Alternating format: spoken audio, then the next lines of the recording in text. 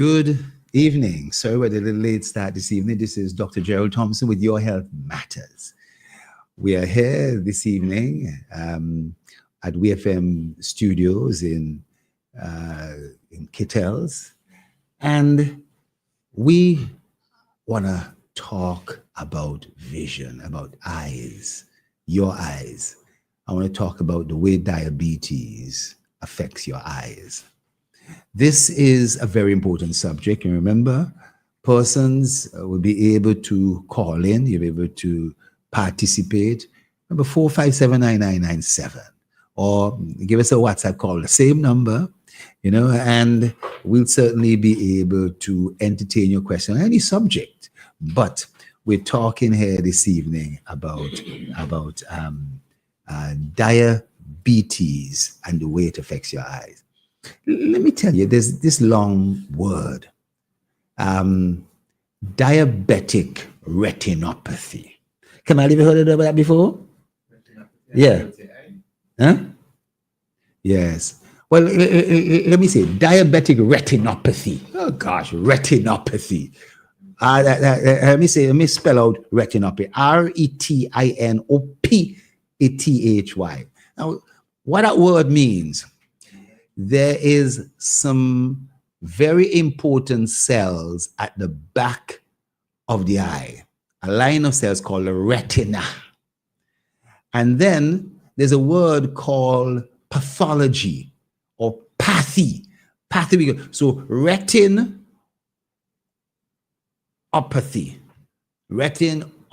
What we're talking about is the retina and the pathology that could affect it.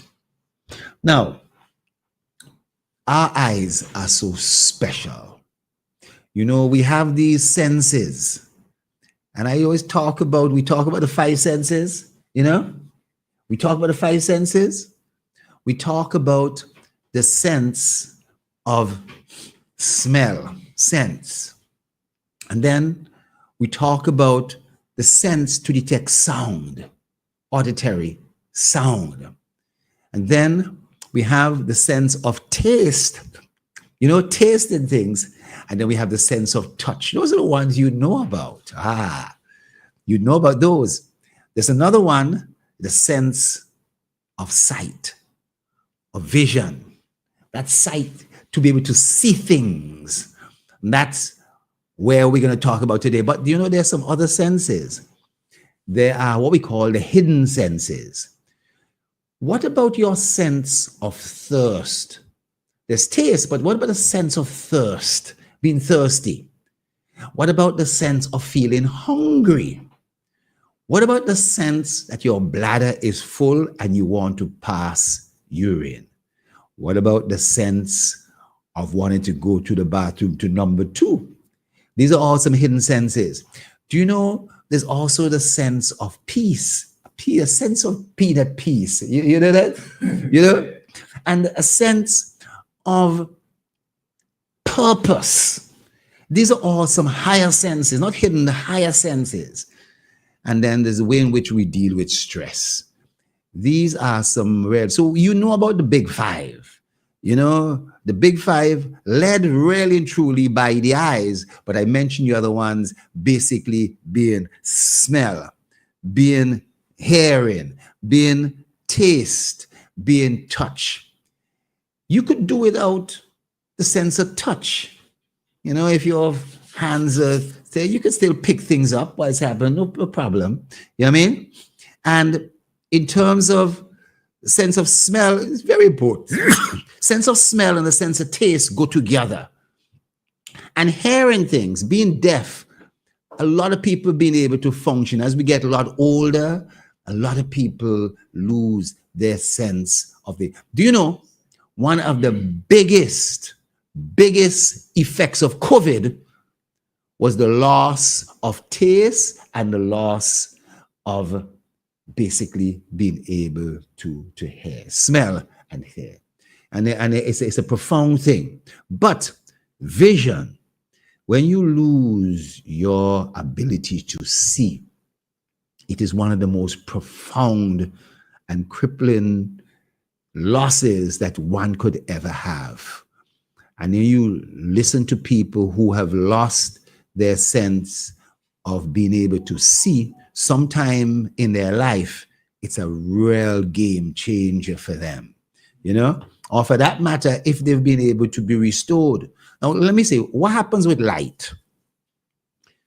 Light and color, the different colors of the rainbow, comes through a lining on a thin layer of skin that is over your eyes.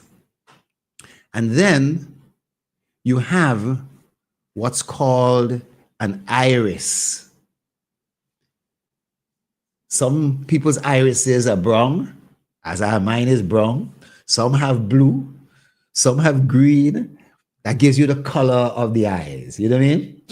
But there's a little hole between the iris. That iris is a little thing that opens up, and it's like a window. It allows light to go through, Kamal, you know what I mean? So it could open up more, allow more light to come through. But further on, there's what you call the lens. And that lens is what happens to light. Light comes through, and the lens is able to shape it and let it go right back onto the back of the eye, where there's a thin layer of cells called the retina.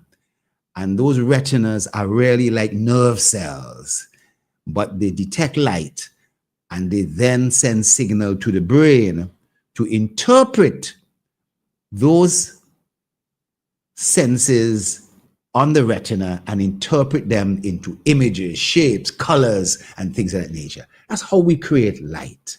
That's how we basically see.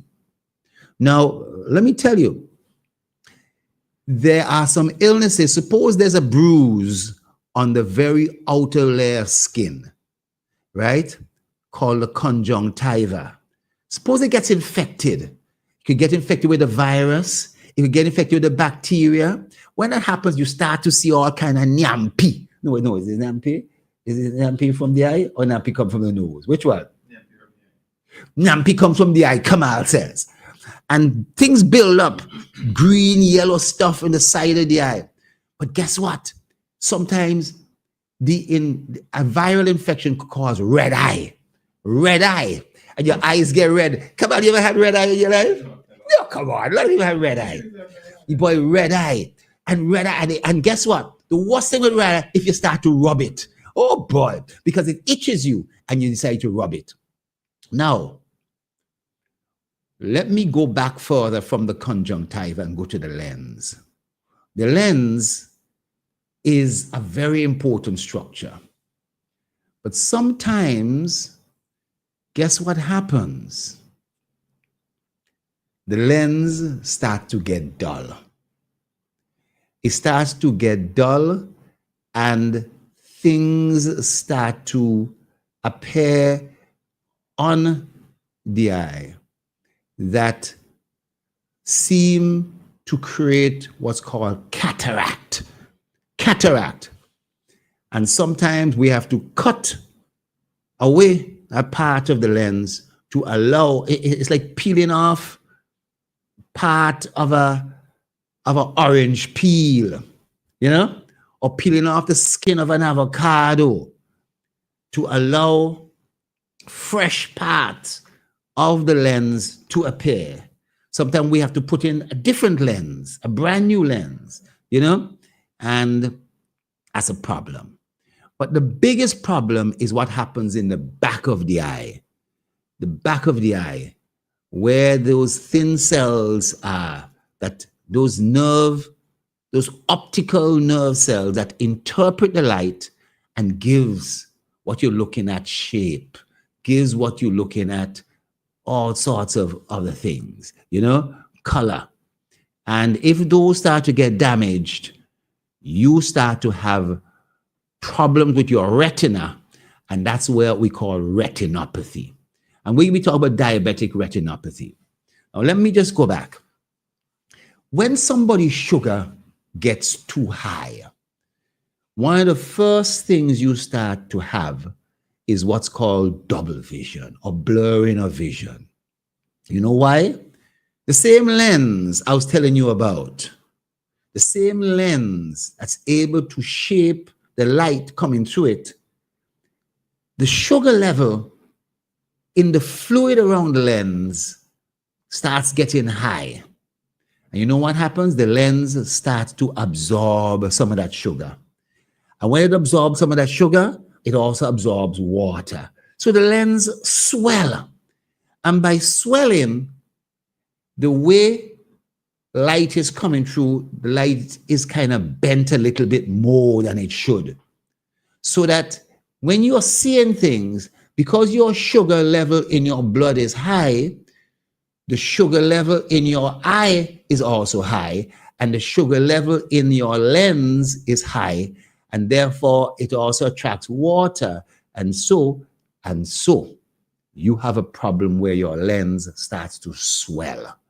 And when it swells, it cannot shape and interpret the shapes properly. It cannot interpret colors properly.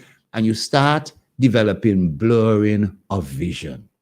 So diabetics or anybody, as soon as your sugar starts to rise a little bit, one of the very first signs it is rising is blurring of vision. If it starts to rise a lot, it gets into what's called double vision. You start having double vision, seeing two things at the same time, because one eye maybe have more sugar than the other, and so on. It becomes crazy. But let me say,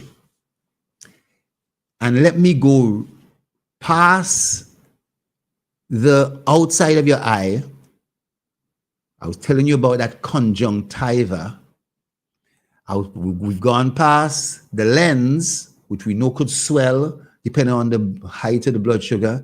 And then to the back of the eye is the retina. And the retina is this light-sensitive layer of cells at the back of the eye that converts light into electrical signals.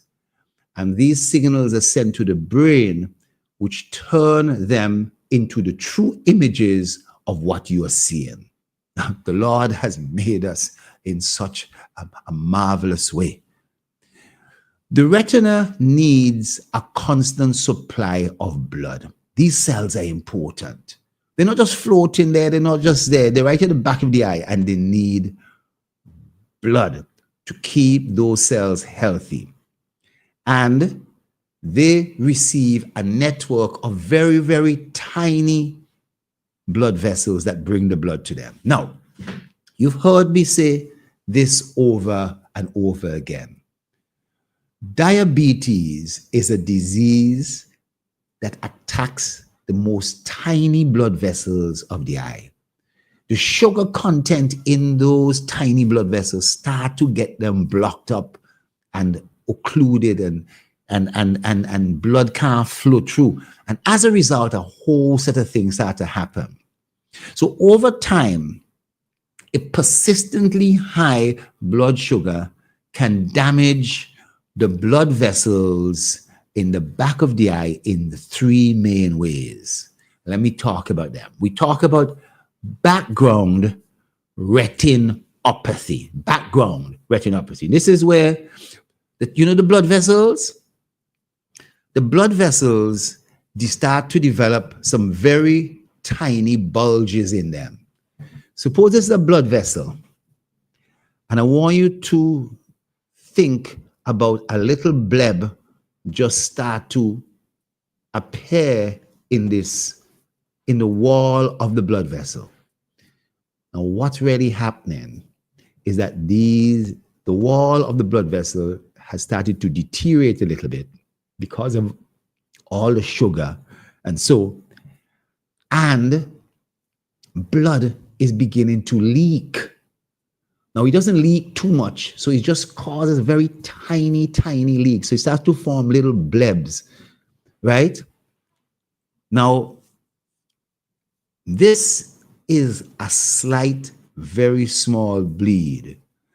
but it does not really affect your vision in a major way. Then what happens, because blood isn't flowing through these blood vessels enough, you know what happens? There seem to be more widespread changes in these blood vessels, in which the blood vessels actually start to leak more, right? And they start to bleed into the back of the eye. Little tiny bits of bleeding, not just a bulge in the blood vessel that I was telling you about, bleeding. Now, the third way is that the scar tissue that developed there, what always happens is new blood vessels start to form. So the blood vessels are getting blocked, Kamal, and the eye, the back of the eye, the retina starts to produce new blood vessels. But these new blood vessels are not the same as the old blood vessels. They're stringy, they're weak. They too could easily break in no time, right? If you also have high blood pressure and you have all sorts of things, these are the type of blood vessels that will break as a result of pressure being high too. But these new blood vessels start to spread right over the back of the eye, retina, and we call it proliferation retinopathy. You understand? Proliferation of the blood vessels, retin, the back of the eye, pathology, pathy. And this is serious. So if a doctor is able to look into your eyes early, he'll be able to pick up that you're having little bleeding or that these new blood vessels are starting to form. And if you pick it up early enough, he'll be able to use a laser to kind of pop off some of these blood vessels. Also try to stop the bleeding. It's like using a soldering gun and stopping the bleeding and cutting off these little weak blood vessels and making sure they don't cover over the back of the eye and damage the eye. Now, why have I told you this? Diabetics, you are not going to see this after 5 years of diabetes. After 10 years, you may have had some blurring of vision and some double vision that I was telling you about when your sugar is high. But this process of bleeding and new blood vessels really only starts about 20 years after you've had diabetes. So those individuals who have had bad diabetes, and the diabetes you think is well controlled, but is really poorly controlled or isn't controlled with the best. I'm not talking about badly controlled. I'm talking about you ain't really giving it your all. When you start to develop really severe diabetic retinopathy, you start to lose your vision in a major way. And the question you may well ask, am I at risk for diabetic retinopathy? So if you are diabetic, you have a potential risk of it. Type 1 diabetes typically go more, but you are at a greater risk if you've had diabetes for a long time. Talk about 20 years.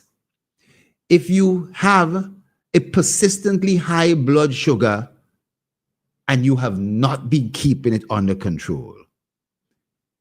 If in addition to the high blood sugar, you have high blood pressure, you have the double whammy. you have the double whammy of pressure and sugar at the same time. And if you have what's called the triple whammy, you also have high cholesterol. So Kamal, high blood sugar, that's the whammy. High blood sugar and high blood pressure at the same time, that's a double whammy. High blood sugar, high blood pressure, and high cholesterol, that's a triple whammy. Now, I want to add something else. If you are younger and you are also pregnant, you know, you may think that this is an older person. Some people develop diabetes at 20. So at the age of 40, you know, they may have diabetic retinopathy, but they're pregnant. But if you're pregnant, that may be a fourth whammy. Yes, Sam? And then, hear what is said. You are at risk of diabetic retinopathy if you're also Asian, that is, you're from India and China, and if you're from the Caribbean. Yes, and studies have been showing that persons who are of Afro-Caribbean descent are at higher risk. You know the reason why? The reason why is not so much that people of color are more likely to get sick. That's not the issue. It's that we don't follow up with care. So the 20 years come around. The pressure's high. We didn't know that. Or maybe we knew and we say, I ain't going back to that doctor.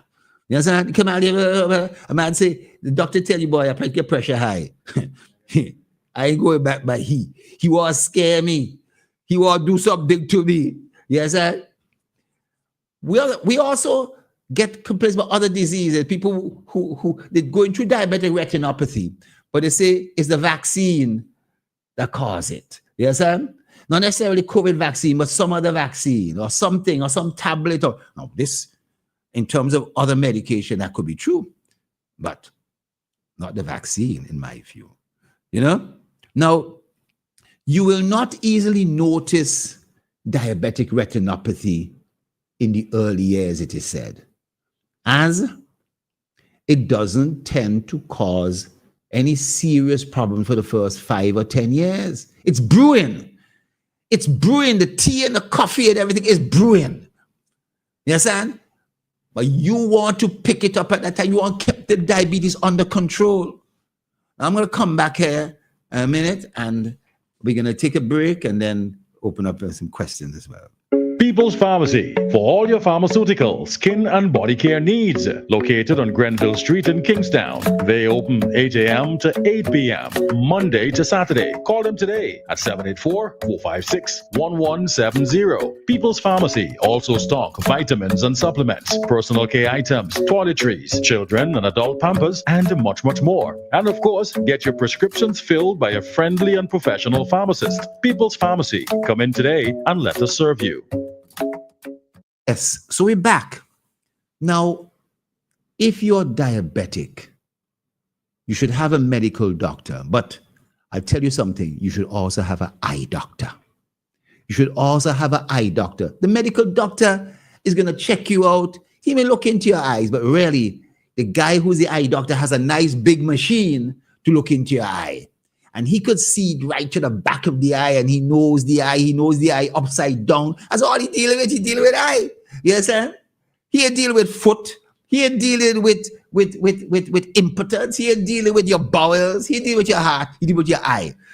Leave the doctor who deals with your heart and yourself. Go to him. Go to her. But at the same time, make sure you have an eye doctor. Please. Make sure you have an eye doctor as well. I'm not saying since you're going to the eye doctor, don't bother with the other doctor either. You have to have a other family doctor, general doctor, internal doctor, whatever, taking care of your diabetes, keeping your sugar down, controlling that. But you should also have an eye doctor specifically to your eye. Remember I said your eyes are the most important sense. So you're not going to have a doctor. You're not going to have a specialist deal just with your touch. You know, a doctor deal with your taste. Yeah, maybe a doctor deal with your hearing a little bit, you know. and your smell, the smell that you have of food. But boy, you absolutely need a doctor with your eyes. A stitch in time saves 9. You know, you will usually not notice diabetic retinopathy or any of the symptoms in the early stage, other than maybe a blurring of vision if your sugar remaining high. But the early signs of the condition picking up is someone taking some photographs of the back of your eye, one of these eye doctors. And you could go and get a diabetic screening test. So contact your GP or diabetes care team, and basically you get the eye doctor to look for certain things. So what are you really worried about if your vision is gradually getting worse? You know, if you have a sudden loss of vision, just, you know, boy, if you have a sudden loss of vision in one eye or two eyes, head to the doctor straight. Have somebody carry you right away. Don't drive. You understand? If you have a loss of vision, don't try and drive. Let me put it that way, because obviously you've lost vision. So I should have joked about it. Now, shape, if you are looking at something and you see things floating, as if things are floating around in your visual field, and the air floating around in the room, you know, as if like they're floating inside your eye. Boy, these floaters may actually be little tiny blood clots floating around. You know? You don't want that. If you're having blurring or patchy vision, if your eye starts to cause you pain, I ain't talking about red eye. I'm talking about you're having pain like at the back of the eye. And here the big thing, if you start having difficulty seeing in the dark, am I talking craziness? Seeing in the dark, Doc, how can you see in the dark? We all can see in the dark. We can see movements. We can pick up slight things. You know, we're all afraid of Jumbie, you know, all that kind of thing. So we see things, you know what I mean, in a dark room. But a dark room always has still a little bit of light. But Dr. Thompson, is it normal to have one or two floaters sometimes? To what? One or two floaters in the eye sometimes. Yeah. You could have one or two floaters. So, and then it goes away. That's all. But if these things persist and you start seeing more, then that means progression. If it's doubled with blurring of vision, patchy vision, double vision, then you really want to look at. So diabetic screening from your GP sending you to an eye doctor may be important, you know? So to reduce your risk of this diabetic retinopathy, if you are diabetic, you got to control your blood sugar. You have to control your blood sugar. You can't allow it to be off. At the same time, control your blood pressure and your cholesterol at the same time. Remember, high sugar, high pressure is a double whammy. High sugar, high pressure, high cholesterol is a triple whammy. You ain't want that, you know? Taking your diabetic medicines as prescribed. Please.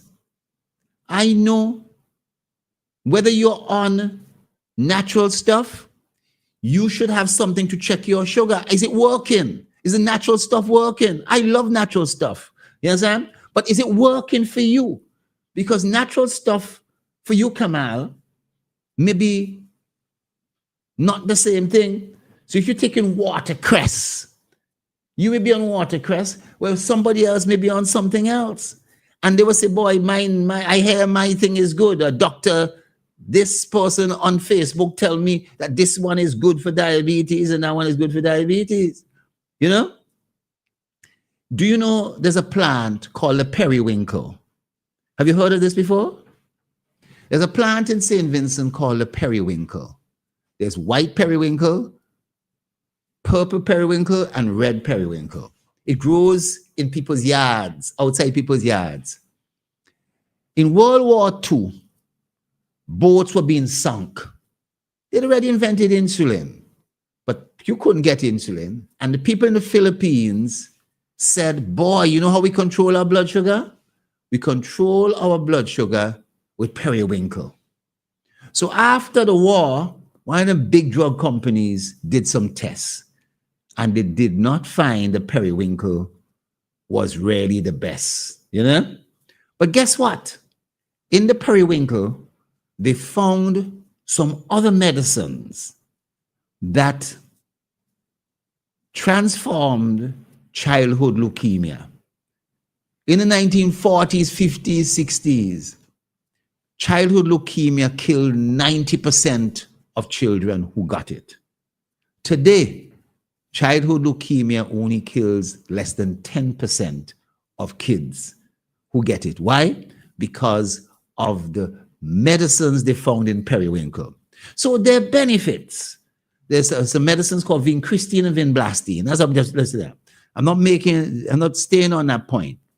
What I want to say is that whatever you're treating your diabetes with, you have to check to see if it is working. So controlling your blood sugar is critical. At the same time, your blood pressure. At the same time, your cholesterol level. Now, taking the diabetes medicine as prescribed, irrespective of what you are taking. Now, attending all your appointments, very important, whether eye doctor, whether it's your general doctor, whether it's your foot doctor, whether what.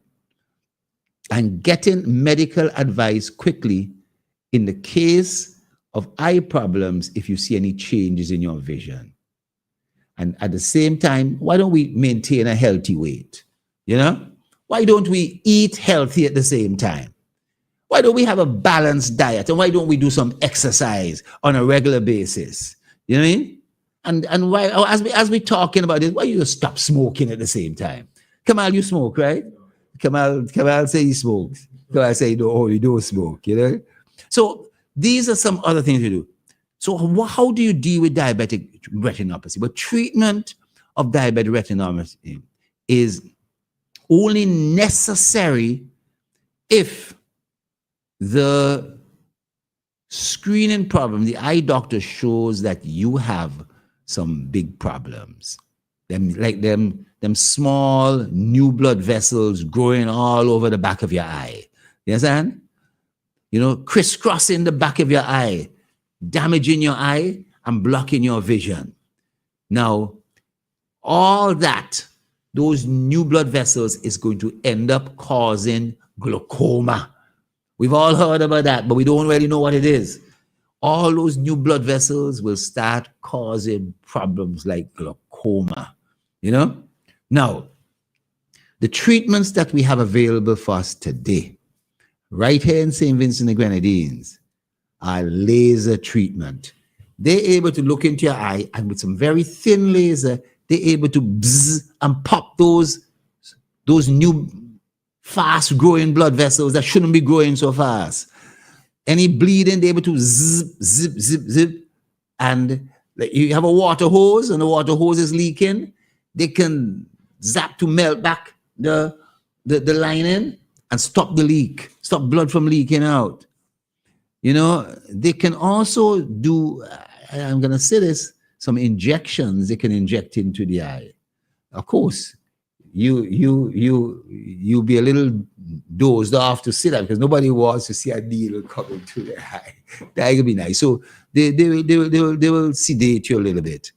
And then what about an operation on the back of your eye to remove the scar tissue over the retina from all the blood that's been leaking out and damaging and blocking and so forth. This is really important. And, you know, I'm really hoping that persons begin to understand diabetes as it affects the back of the eye. You know, I want to reiterate to you the damage to the back of the eye starts with this background damage called background retinopathy. And this is where the blood vessels are beginning to swell and bulge. The blood vessels are beginning to swell and bulge in different places. There isn't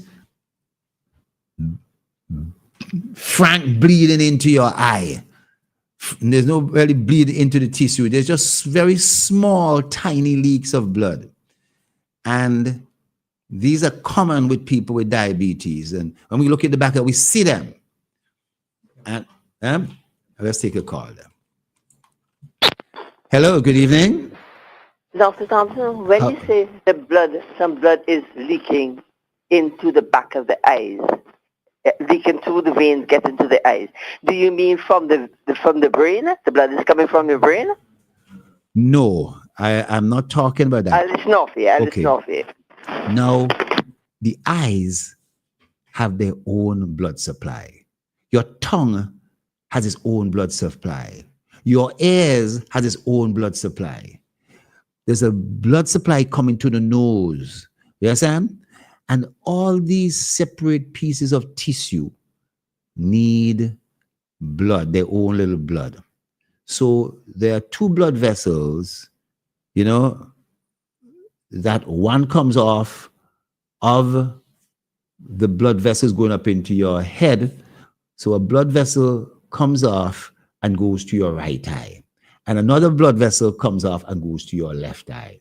And what do these blood vessels do? They essentially are nourishing, bringing oxygen and nutrients to the eye. Now, from the same blood vessel going up into your neck, there's a big blood vessel that goes right up to your brain. So your brain has its own blood supply, but your two eyes have their own blood supply too. You understand? So when the heart pumps, it pumps blood up. And let me put it this way. There's one blood vessel going up into the left side called the left carotid, and another blood vessel called the right carotid, carotid. And they then start to split up. And I was telling you, a blood vessel, an artery comes off and brings blood to your jaw and your tongue and all that. Another one comes off and brings blood to your nose. Another one comes off and brings blood to your ears, your left ear, your right ear. And then blood vessels come off and go to your eyes. More blood then goes up to your brain. Your brain gets its own blood supply. So the blood vessel ain't coming down from the brain. The brain has its own blood supply. Your brain needs its own blood supply. But your eyes need its own blood supply too. So when it gets into the eye, it gets into the back of the eye, the main things that you want to give blood to is this thin layer of cells called the retina. I don't know how I could describe this. And I'm going to use this for people looking. Suppose this is your eye, one of your eye. This part here is the front of your eye. I could touch here. And there's this piece of plastic here in front of it is called a conjunctiva. This is where you get red eye and irritated eye. This is where nyampi and all that kind of thing accumulates and so forth. This is where, eye could get scratched by dust. This is where if you're a welder, you ain't want those fragments of metal, coming off and going into hitting the conjunctiva of your eye. But then in the middle of the eye is the lens, but I'm talking about back here. The back of the eye is the retina. This wall has some very sensitive cells. And you see this thing here? I want you to consider this to be a nerve that leads off and goes to your brain. Nerve that goes to your brain, and it's sending signals to tell what the shape, color, movement, and everything like that is. But the retina is what is interpreting that and sending it to the brain. If your retina becomes damaged, you're in problem. And the main way your retina becomes damaged is by three ways. The blood vessels coming to the retina, if they start to bleed a little bit, tiny, we call that background retinopathy. If they start to bleed a lot, that's not good. And if some new blood vessels start to grow, you know, like you have a lawn and a whole set of tall grass start to grow onto the lawn, elephant grass and all that, you know. I'm saying these blood vessels act like elephant grass in the back of your eye. You don't want that. You know what I mean? That's problems. Now, what you don't also want is for high blood pressure. Come on. You see some water, it's waters inside here. Suppose the pressure inside this eye start to increase. Look at it. Suppose this pressure start to increase and this whole container start to swell and bulge. The pressure pushing back on the retina.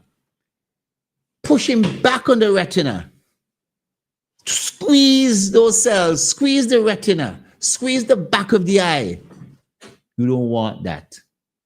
And then if your cholesterol levels are also high, so that's why I'm saying if your sugar high, if your pressure high and your cholesterol high, that's a triple whammy. And so, but the way this starts off, and in relation to the question, is that the blood vessels to the back of your eye start to bleed a little bit. You don't want that. But what you don't want is for them to start to bleed a lot, or for elephant grass, new blood vessels start to grow in the back of your eye. That is a prescription for what we call severe diabetic retinopathy. And when that happens, that's when you got to try and have laser surgery to zap off some of them elephant grass like blood vessels. Long, thin, weak blood vessels. You know, easy to damage. You know, it could break easily and cause more bleeding. And when you bleed, scar tissue, you know, the retina starts getting, it's like a bomb site. I gotta say, it's like Gaza. You understand? I gotta say, it's like Gaza. The back of your eye start looking like Gaza or Ukraine, to be put it this way. You know what I mean? And you don't want that because it's hard for your eyes to recover. That starts when it's 20 years it's been going on, that's when it starts to get bad. So before 10 years, before it gets bad, a stitch in time saves 9. You could actually reverse this. You can slow it down. You could really get some things going. Now, in some cases, the blood vessels in part of the eye, what we call the macula, that's the central area of the retina, right in the bullseye of the retina. The bullseye of the retina. They call it the macula, M-A-C-U-L-A. That bullseye part of the retina, right, can become very leaky, very blocked with scar tissue. And this is known as diabetic maculopathy. Not just diabetic retinopathy, maculopathy. This is bad, you know? And if this is detected, there is a high risk of your vision that is going to be affected. You may need more frequent tests and examination. You may do a more detailed check of the eye, you know, to check up these things. But the important thing is that a specialist, an ophthalmologist really has to take charge and check this out. They say at a time when this start to happen to say, let me drink some bush, you understand? Or let me do this. They may help, but you know, far really gone. You know, so that it is important that you really take care, and I got to say this, you hear me? A stitch in time saves 9. This is really fundamental. I don't know if anybody else has any questions, but I thought that I would home in on the eyes, right, with diabetes, because so much people these days have diabetes. I could be talking about, let me tell you, in America, they detected a case of the plague, one case. You understand, Kamal? I could be talking about that, but that ain't good. That's news. That's nice news and so forth for an infectious disease specialist like me. You know what I mean? That's nice. But that ain't gonna be happening in St. Vincent, you know. We're talking about diabetes. That's so common, right? That's so prevalent that a lot of people are going to develop it without them really even knowing. Doc, I don't know if I missed it, but I didn't hear. I know you talk about you not being able to see in the dark. But what about the darkness in the eye? The darkness in the eye. What do Yeah, you mean? like, Somebody say my vision going dark. Yeah, going dark. Yeah. What they mean by your vision going dark? It's with stages. First of all, having blurring of vision, having double vision, and then the retina becoming so damaged with scar tissues. In other words, I referred to your retina looking like Gaza and Ukraine.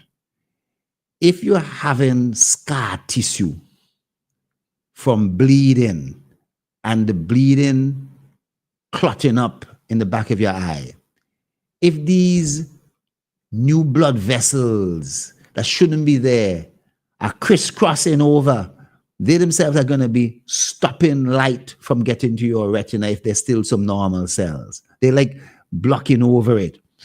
And if at the same time, you know, your sugar is high and causing your lens to swell and making your vision blurry. So blurring and loss of the tissue, your retina, starts to create a situation where your vision starts to become diminished. People describe that my vision is getting dark, right? And it starts from the outside because the retina, the field starts coming in. So you could see maybe just in the middle, but you can't see out to the sides and to the top or to the bottom. And then you start losing what's in the middle and you then start going blind, right? So the term, my vision is getting dark, means I am getting blind. You understand? I'm gradually getting blind. And that I was able to see my kids, I was able to see my sister and my brother when they come to me, but now I could just see some shapes, I could see some movements, you know? And now I'm about to get blind because the retina has now become so damaged. It's not just Gaza and Ukraine.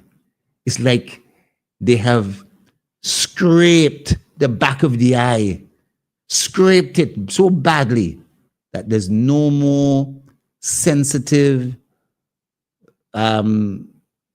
viable cells that could send signal to the brain. So the brain is interpreting nothing. Darkness.